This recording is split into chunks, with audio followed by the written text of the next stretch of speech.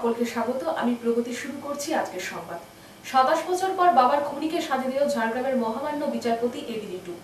আমৃত্যু সশ্রম কারাদণ্ডে দণ্ডিত করা হলো অভিযুক্তকে। কিছুটা হলেও 27 বছর ধরে বুকের ভিতর চেপে রাখা কষ্ট লাঘব হলো বৃহস্পতিবার। 27 বছর পর বাবার খুনিকে সাজা দিল ঝাড়গ্রামের মহামান্য বিচারপতি এডিজি-2। আমৃত্যু সশ্রম কারাদণ্ডে দণ্ডিত করা হলো অভিযুক্তকে। কিছুটা হলেও 27 বছর ধরে বুকের ভিতর চেপে রাখা কষ্ট লাঘব হলো বৃহস্পতিবার। 1997 সালের 15 জুলাই ঢ্যাংবহরা গ্রামের বাসিন্দা জাহ্নবী পেরা নিজের চাষের জমি থেকে বাড়ি ফিরছিলেন। অভিযোগ, সেই সময় সুন্দর সরেন, ছবিলাল দে সহ একাধিক ঝাড়খণ্ড পার্টির সদস্য সিপিআইএম এর জামবনি লোকাল কমিটির সদস্য জাহ্নবী পেরাকে সামনে থেকে গুলি করে। গুলি ডান দিকের পেটে লাগলেও দৌড়াতে থাকেন তিনি। গুলির আওয়াজ পেয়ে এলাকার লোক জড়ো হয়ে গেলে পালিয়ে যায় অভিযুক্তরা। 22 জুলাই কলকাতার এসএসকেএমে মারা যান সিপিআইএম এর নেতা জাহ্নবী পেরা। মৃত্যুকালীন জবানবন্দি ও মৃতের স্ত্রীর অভিযোগের ভিত্তিতে কেস শুরু হয়। গ্রেপ্তার হয় অভিযুক্তরা। কিছুদিনের মধ্যে জামিনও পেয়ে যায় অভিযুক্তরা। বন্ধ করে দেয় চাষাবাদ, সাথে হুমকি। কোনো রকমে 2 নাবালক শিশুকে নিয়ে লালগড়ে বাপের বাড়িতে পালিয়ে বাঁচেন জাহ্নবী বাবু স্ত্রী। সেখানেই ছেলে বড় হয়ে ওঠে। বড় হয়ে ছেলে আজ প্রাইমারি স্কুলের শিক্ষক। তার বক্তব্য, চরম অবস্থার মধ্যে বড় হলেও বাবার দোষীরা যাতে শাস্তি পায় তার জন্য কোর্টে আসা বন্ধ করিনি। প্রথমে মায়ের হাত ধরে আসতাম, এখন একাই আসি। কোর্টের উপর আস্থা ছিল, তাই দীর্ঘ 27 বছর পর হলেও সাজা পেল অভিযুক্ত। বাবার আত্মার কিছুটা শান্তি হবে। এমনই ঘটনা মোট 8 জনের বিরুদ্ধে অভিযোগ দায়ের হলেও বিচার চলাকালীন 2 জনের মৃত্যু হয়। বাকিরা প্রমাণের অভাবে বেকসুর খালাস পান। তবে মূল অভিযুক্ত সুন্দর সরেনকে দোষী সাব্যস্ত করে মহামান্য বিচারক বৃহস্পতিবার সাজা ঘোষণা করে। আজীবন সশ্রম কারাদণ্ড হয় অভিযুক্ত। দীর্ঘ আইনি লড়াইয়ের পর বৃহস্পতিবার কিছুটা শান্তি পেল পরিবার।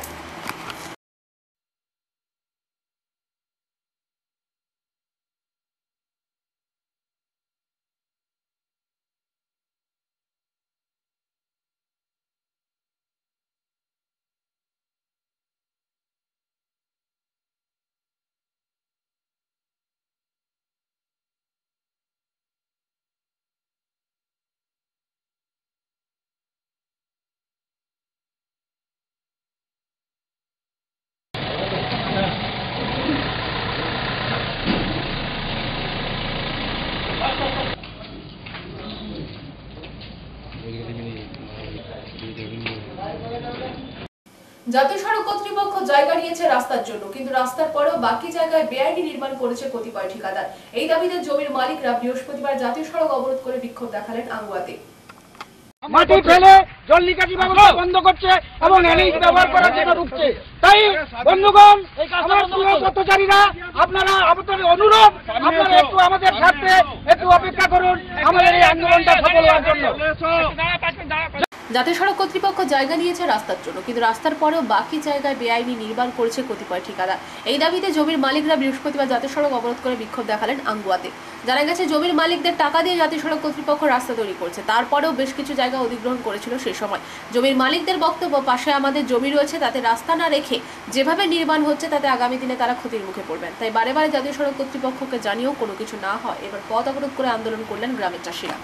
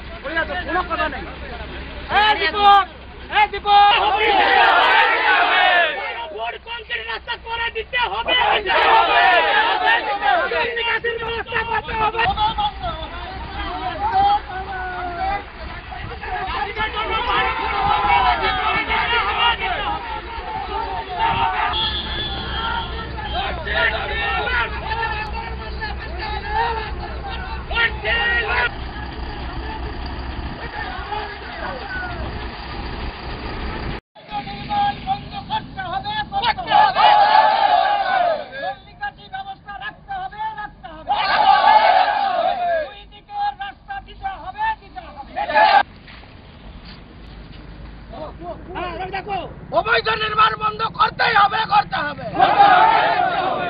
2 সাইডে 15 ফুটের রাস্তা দিতেই হবে, দিতে হবে।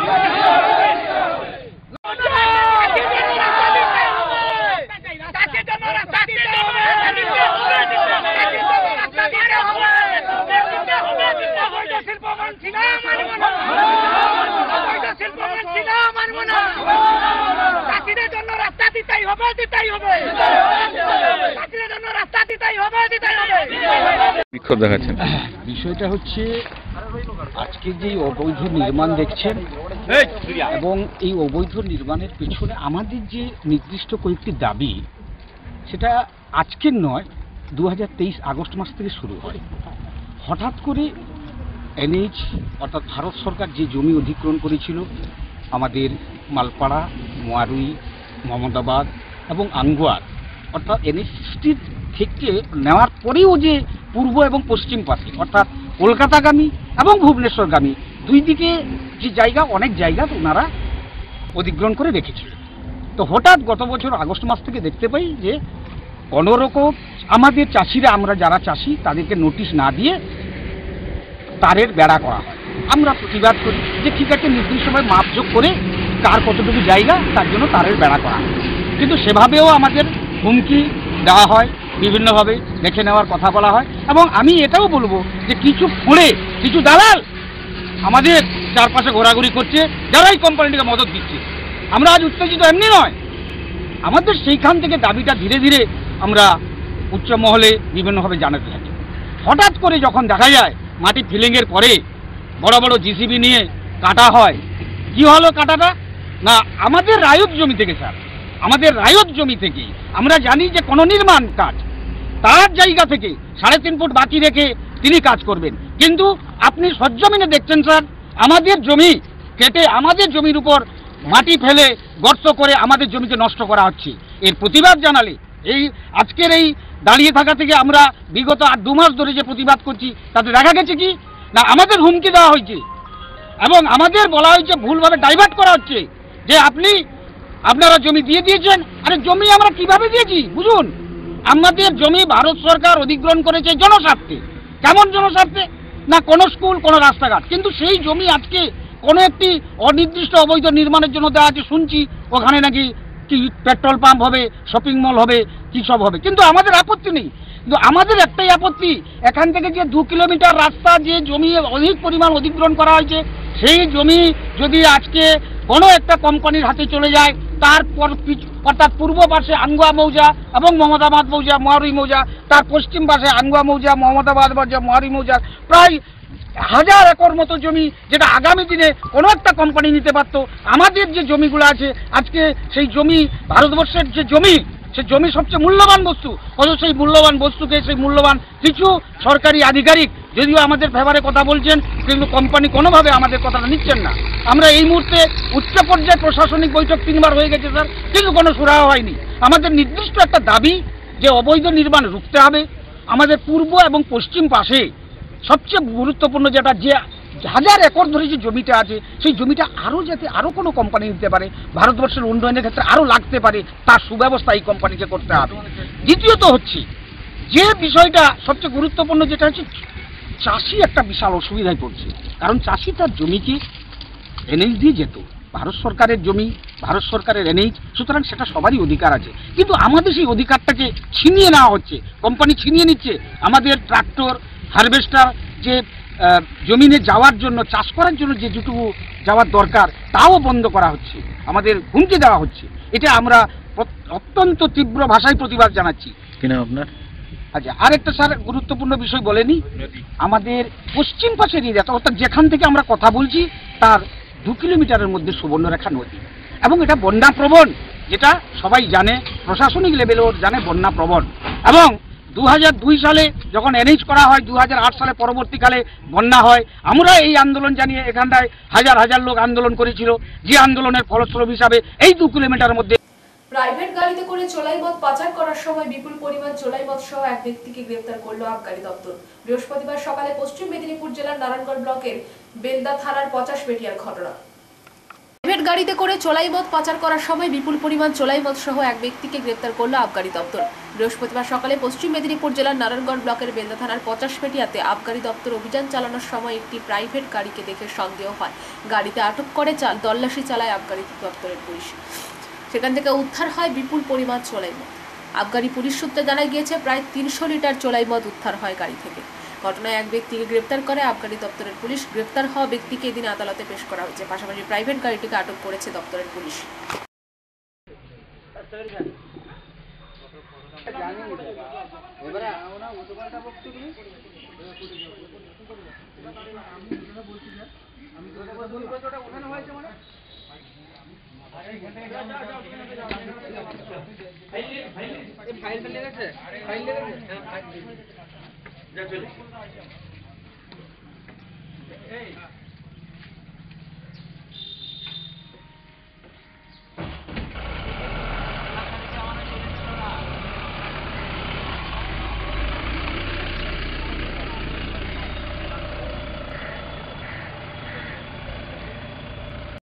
পরীক্ষা দিয়ে বাড়ি ফেরার সময় ট্রেন থেকে নামতে গিয়ে পা পিছলে পড়ে মৃত্যু হলো যুবকের। বুধবার রাত 10:30টা নাগাদ নারায়ণগড় রেল স্টেশনের ঘটনা। পরীক্ষা দিয়ে বাড়ি ফেরার সময় ট্রেন থেকে নামতে গিয়ে পা পিছলে পড়ে মৃত্যু হলো যুবকের। বুধবার রাত 10:30টা নাগাদ নারায়ণগড় রেল স্টেশনের ঘটনা। রেল পুলিশ জানাচ্ছে মৃতের নাম সুমন সাউ, বয়স 21 বছর, বাড়ি নারায়ণগড়ের পাকুড়শেরি। পরিবার সূত্রে খবর, কম্পিউটার ইঞ্জিনিয়ার বিষয়ে পরীক্ষা শেষ করে কলকাতা থেকে বাড়ি ফিরছিলেন যুবক। হাওড়া জলেশ্বর লোকালে চেপে ফিরছিলেন। ট্রেন অস্বাভাবিক দেরিতে চলছিল। রাতে নারায়ণগড় স্টেশনে নামার সময় সবাই নেমে গেল, ভিড় থাকায় যুবক নামতে পারেনি। ট্রেন ছেড়ে দেওয়ার সময় হঠাৎই ট্রেনের সিঁড়িতে নামতে গিয়ে পা পিছলে গিয়ে নিচে পড়ে যান যুবক। ট্রেনটি যুবককে কিছুটা টেনে নিয়ে যায়। ঘটনাস্থলে মৃত্যু হয় তার। ঘটনায় শোকের ছায়া পরিবারে। পরিবার জানাচ্ছে কলকাতা থেকে একটি বেসরকারি বিশ্ববিদ্যালয়ে কম্পিউটার ইঞ্জিনিয়ার বিষয়ে পড়াশোনা করতেন যুবক। বুধবার পরীক্ষা ছিল, পরীক্ষা শেষ করে বাড়ি ফিরছিলেন। রেল পুলিশের রাতেই দেহ উদ্ধার করে ময়নাতদন্তে পাঠায়।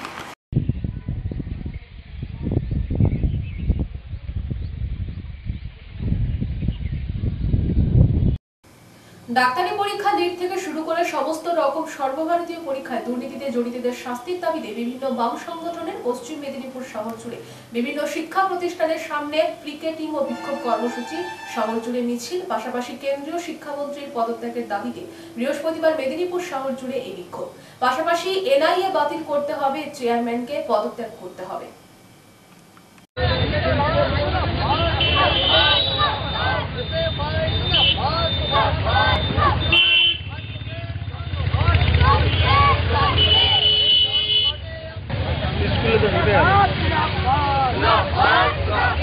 সব স্কুলে হচ্ছে।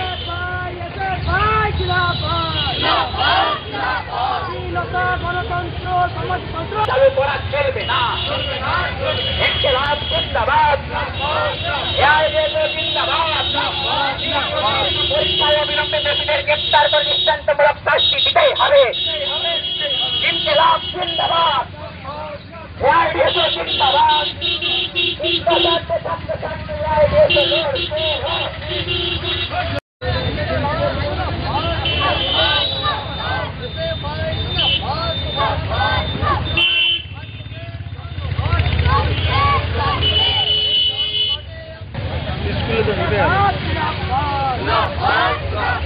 সব স্কুলে হচ্ছে। জানেন যে ইতিমধ্যে আমাদের দেশে শিক্ষা ব্যবস্থায় সর্ববৃহৎ দুর্নীতি। ডাক্তারির প্রবেশিকা পরীক্ষা নিট থেকে শুরু করে ইউজিসি, নেট, এনটিএ দ্বারা পরিচালিত সর্বভারতীয় প্রত্যেকটা পরীক্ষায় দুর্নীতি ধরা পড়েছে। লাখ লাখ কোটি কোটি টাকার বিনিময়ে ছাত্রছাত্রীদের ভবিষ্যৎ কোশ্চেন পেপারকে রাতের অন্ধকারে বিক্রি করা হয়েছে। 10 নম্বর 15 নম্বর যাদের পাওয়ার কথা তাদেরকে 150-200 নম্বর করে গ্রেড দিয়ে তাদেরকে ডাক্তার বানানোর জন্য র্যাঙ্ক দিয়ে সরকারি কলেজে ভর্তি করে দেওয়া হয়েছে। এর বিরুদ্ধে দাঁড়িয়ে আমরা ভারতের ছাত্র ফেডারেশন মেধার ভিত্তিতে যাতে ভর্তি হয়, এই দুর্নীতিগ্রস্ত এনটিএ বাতিল হয় এবং এই সমস্ত দুর্নীতিতে জড়িত কেন্দ্রীয় শিক্ষামন্ত্রী ধর্মেন্দ্র প্রধান তাকে পদত্যাগ করতে হবে এবং তার বিরুদ্ধে অবিলম্বে তদন্ত করতে হবে। একই রকমভাবে আমাদের রাজ্যে যে সিএসসি থেকে শুরু করে টেট কেলেঙ্কারি, সমস্ত কেলেঙ্কারি তদন্ত চাই, স্বচ্ছতার ভিত্তিতে ভর্তি চাই এবং এই সময়কালে ছাত্রছাত্রীদের ওবিসি সার্টিফিকেটের যে ঝড় কিংবা সাইক্লোনের তাণ্ডবে যেমন ভেঙে পড়ে গাছ, জনজীবন হয় বিপর্যস্ত। জীবনহানির আশঙ্কা থাকে, তেমনই অতিবৃষ্টির জেরে বন্যার সম্মুখীন হতে হয় মানুষকে। তাই বন্যা মোকাবিলা সহ একাধিক প্রাকৃতিক বিপর্যয় থেকে বাঁচতে ঝাড়গ্রাম জেলার সাঁকরাইল ব্লক প্রশাসনের উদ্যোগে প্রশিক্ষণ দিল এনডিআরএফ। ঝড় কিংবা সাইক্লোনের তাণ্ডবে যেমন ভেঙে পড়ে গাছ, জনজীবন হয় বিপর্যস্ত, জীবনহানির আশঙ্কা থাকে, তেমনি অতিবৃষ্টির জেরে বন্যার সম্মুখীন হতে হয় মানুষকে। তাই বন্যা মোকাবিলা সহ একাধিক প্রাকৃতিক বিপর্যয় থেকে বাঁচতে ঝাড়গ্রাম জেলার সাঁকরাইল ব্লক প্রশাসনের উদ্যোগে প্রশিক্ষণ দিল এনডিআরএফ। ঝাড়গ্রামের সাঁকরাইল ব্লকের অন্তর্গত ব্লক সমষ্টি উন্নয়ন কমিটির হলে এদিন সচেতনতা শিবির আয়োজিত হয়। প্রাকৃতিক বিপর্যয় মোকাবিলায় সাধারণ মানুষকে সচেতন করতে এই শিবিরের আয়োজন করা হচ্ছিল। উপস্থিত ছিলেন সাঁকরাইল ব্লকের বিডিও রোহন ঘোষ, পঞ্চায়েত সমিতির সভাপতি ঝুনু বেরা, পঞ্চায়েত সমিতির কৃষি কর্মাধ্যক্ষ মথুর মাহাতো, ব্লকের জয়েন্ট বিডিও সহ অনেকে। সাঁকরাইলের অন্তর্গত বিভিন্ন স্কুলের ছাত্রছাত্রীরা সহ বিভিন্ন ক্লাব সংগঠনের সদস্য। এছাড়াও বহু মানুষ উৎসাহের সঙ্গে এই প্রশিক্ষণ শিবিরে অংশগ্রহণ করেন। অন্যদিকে বিভিন্ন বহুতলে আগুন লেগে গেলে বা নৌকাডুবির মতো ঘটনা ঘটলে তার থেকে মানুষ কিভাবে বাঁচবেন তার জন্য মহড়াও দেওয়া হয় এদিন। সাধারণত যখন প্রাকৃতিক বিপর্যয় কিংবা অগ্নিকাণ্ডের ঘটনা ঘটে তখন তা মোকাবিলা করার জন্য সবসময় বিপর্যয় মোকাবিলা বাহিনী উপস্থিত থাকবে না। সেই পরিস্থিতিতে সাধারণ মানুষ কিভাবে বিপর্যয়ের মোকাবিলা করবেন তা হাতে কলমে করে দেখানো হয় এদিন। যাতে কপালটা পুরোপুরি না ঢেকে যায়। তাহলে তুমি উপরে নাও, উপরে চলে আসো।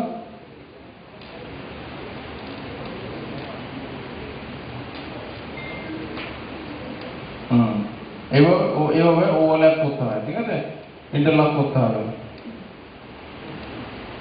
জায়গাগুলো যে গ্যাপগুলো আছে সেই গ্যাপগুলোকে ভরতে হবে, ভরে সেই কপাল থেকে তাকে কানটাকে বাঁচিয়ে জিনিসটাকে কভার আপ করতে হবে। হ্যাঁ,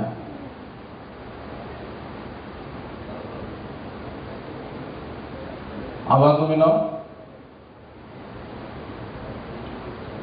জিনিসটা খুবই সিম্পল, একটুখানি করলে হাতে হাতে করলে জিনিসটা ইজি হয়ে যাবে, ঠিক আছে। শুভেন্দুর গড়কাঠিতে নির্বাচনে তৃণমূলের সভাপতি প্যাডে তালিকায় নাম একাধিক বিজেপি নেতৃত্বের আত্মীয় থেকে কর্মী সমর্থকদের। শুভেন্দুর গড়কাঠিতে নির্বাচনে তৃণমূলের সভাপতি প্যাডে তালিকায় নাম একাধিক বিজেপি নেতৃত্বের আত্মীয় থেকে কর্মী সমর্থকদের। পূর্ব পশ্চিম মেদিনীপুরের রাজনীতি মহলে চর্চা, কাঁথি কোঅপারেটিভ ব্যাংকে তৃণমূলের অফিসিয়াল প্যানেলে নাম রয়েছে একাধিক বিজেপি কর্মী ও বিজেপি নেতৃত্বদের ঘনিষ্ঠ আত্মীয়। শুভেন্দুর জেলা পূর্ব মেদিনীপুরে কাঁথি সাংগঠনিক জেলা তৃণমূল কংগ্রেসের সভাপতি পীযূষ কান্তি পণ্ডা অফিসিয়াল প্যাডে সেই তালিকাকে ঘিরে নতুন করে রাজনীতি মহলে বিতর্ক শুরু হয়েছে। ওই তালিকা নিয়ম বহির্ভূত হলে অভিযোগ তুলছেন কাঁথি পুরসভা পুরপ্রধান, বলাগেরিয়া সেন্ট্রাল কোঅপারেটিভ ব্যাংকের চেয়ারম্যান তথা কাঁথি সাংগঠনিক জেলা যুব তৃণমূল কংগ্রেসের সভাপতি সুপ্রকাশ গিরি। তার অভিযোগ, সমবায়ের নির্বাচনে কোনো রাজনৈতিক রং থাকে না। তবে কাঁথি সাংগঠনিক জেলা তৃণমূল কংগ্রেসের সভাপতি পীযূষ কান্তি পণ্ডা দলীয় প্যাড ব্যবহার করছেন। দলের সুপ্রিমো মমতা বন্দ্যোপাধ্যায় জানিয়েছিলেন প্যাডে তার ছবি ব্যবহার করতে না, এখানে ছবি ব্যবহার করা হয়েছে যা দলীয় নিয়ম বহির্ভূত। জেলা সভাপতি প্যাডের তালিকা নিয়ে রাজ্য নেতৃত্বের নজর এনেছেন। দীর্ঘ 2 বছর পর কাঁথি কোঅপারেটিভ ব্যাংকে নির্বাচন হচ্ছে। কাঁথি সাংগঠনিক জেলা তৃণমূল কংগ্রেসের সভাপতি পীযূষ কান্তি পণ্ডা অফিসিয়াল প্যাডে তালিকা ঘিরে নতুন করে রাজনীতিতে জল্পনা শুরু হচ্ছে। সাম্প্রতিক কয়েকদিন আগে বিরোধী দলনেতা শুভেন্দু অধিকারী সংবাদ মাধ্যমের মুখোমুখি হয়ে দাবি করেছিলেন, পূর্ব মেদিনীপুরে যতই প্রশাসনের আধিকারিকদের বদলি করান না কেন, আমার সঙ্গে তাদের যোগাযোগ হয়েছে। নাম না করে রাজ্যের মুখ্যমন্ত্রী তথা পুলিশ মন্ত্রী মমতা বন্দ্যোপাধ্যায়কে খোলা চ্যালেঞ্জ দিয়েছিলেন তিনি। কাঁথি সাংগঠনিক জেলায় তৃণমূল কংগ্রেসের সভাপতি পীযূষ কান্তি পণ্ডা তৃণমূলের অফিসিয়াল প্যানেলে তালিকার একাধিক বিজেপির আত্মীয়র নাম, কিন্তু নাম নেই একাধিক নেতৃত্ব থেকে কাউন্সিলর। এমনকি তালিকা প্রকাশ্যে আসার পরও কাঁথির চা ও পানের দোকানে চর্চা। বোর্ডের মেম্বারকে নির্বাচিত করবেন পরবর্তীকালে। সেক্ষেত্রে দেখা যাচ্ছে বিগত দিনেও একটা কাউন্টি কোঅপারেটিভ ব্যাংকের পরিচালনা সমিতিতে আসার ক্ষেত্রে রাজনৈতিক টানাপোড়েন তো থাকে, যদিও সমবায়টা সাতরঙা পতাকার মধ্যেই পড়ে, এখানে পলিটিক্যাল কালার থাকে না। ব্যাংক পরিচালনা করছেন কন্টাই কোঅপারেটিভ ব্যাংকের চিরাচরিত প্রথা অনুসারে যারা বোর্ড পরিচালনা করছেন তাদের নেতৃত্বে অফিসিয়াল প্যানেল তৈরি হয়। সেই চিরাচরিত প্রথা মেনে বর্তমান বছরে হাইকোর্টের তত্ত্বাবধানে যে নির্বাচন হচ্ছে সেই নির্বাচনেও ব্যাংক তার অফিসিয়াল প্যানেল ডিক্লেয়ার করেছে। আয় ব্যয় এবং এই যে ফিনান্সিয়াল স্ট্যাটাস সেটা এশিয়ার ব্যাংকের সঙ্গে তুলনা করা যায়। সেই ব্যাংকের প্রভূত যে আজ অর্থনৈতিক অবস্থা সমৃদ্ধি করেছে তিনি হচ্ছেন শুভেন্দু অধিকারী। সংবাদ এই পর্যন্ত।